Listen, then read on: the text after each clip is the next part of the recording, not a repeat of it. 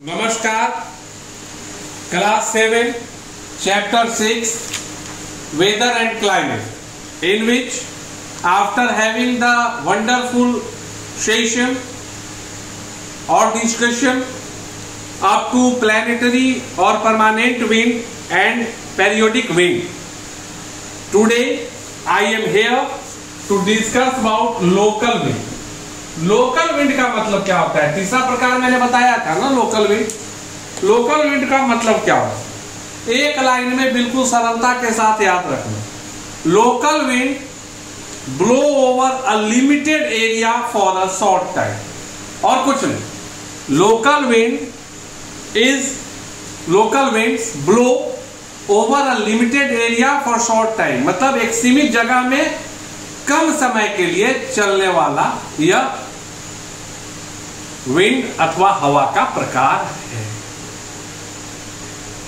चीजें तो तुम्हारे दिमाग में आनी शुरू हो गई होंगी कि कम जगह कम समय। भारतीय के लिहाज से तुरंत तुम्हारे दिमाग में आएगा कि सर इसका मतलब लू जो है वो लोकल विंड है क्या? Definitely loo is going to be considered under local wind. क्यों? ऐसा तो है नहीं कि जब लू चलता है तो पूरे भारत में चलता है। लू चलता है तो दिन भर हर सालों चलता है, या पूरी गर्मी है तो डेली लू चलता है। नहीं, आपको जानकारी मिलती होगी कि आज मौसम विभाग जानकारी देता है कि 2-3 दिनों तक लू चलने के आसार। मतलब एक क्षेत्र विशेष में कम समय के लिए जो हवाएं बहती हैं उसे क्षेत्रीय हवाएं या लोकल विंड कहते हैं। लू इज एन एग्जाम्पल, जो कि सामान्यतः हॉट, ड्राई एंड डस्टी होता है। सही बात है, गर्मी में बाहर हॉट है, सूखा रहता है, ड्राई है, डस्टी है। क्योंकि गर्मी है तो वो तो जब बहेगा तो डस्ट लेके बहेगा। So definitely loo is a hot, dry and dusty kind of wind. अब सवाल आता है कि it originates from deserts of Rajasthan and carries the dust and sand of the desert to alluvial plain of the Ganga. वहां से उठता है और वो बहता है पूर्व की। दूसरा प्रमुख उदाहरण चिनूक है। पहला क्या हो गया लोकल विंड का उदाहरण? लू। और दूसरा क्या है? चिनूक। दूसरा क्या है? Chinook. CHINOOK। CHINOOK Chinook. Chinook को और स्नो ईटर के नाम से जाना जाता है। चिनूक को का दूसरा नाम स्नो ईटर है। Actually this is also a warm and dry wind which is helpful in the clearing of snow and ice rapidly after winter।